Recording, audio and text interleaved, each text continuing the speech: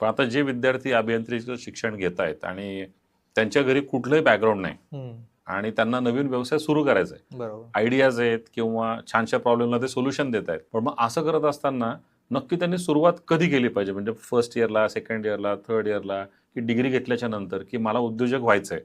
माझं असं सोज्वळ मत आहे की तुम्ही पहिलं एज्युकेशन कंप्लीट करा किंवा अपॉर्च्युनिटी स्ट्राईक झाली, साईड हसल जर तुम्हाला जमत असेल, करिअर स्पॉईल न करता किंवा ह्या गोष्टी त्याग न करता तर तुम्ही करा. आता एक जॉब केला तर कोणाला डिसिप्लिन असेल आयुष्यात, त्यांनी पहिलं जॉब करायचा आणि अशा जागी करा जिथं टाईमचं बंधन आहे किंवा तुम्हाला त्या गोष्टी डेडिकेशन दाखवायला लागेल. डेडलाईन्स ज्याला मीट करता येत त्यांनी जॉब केला पाहिजे पहिलं.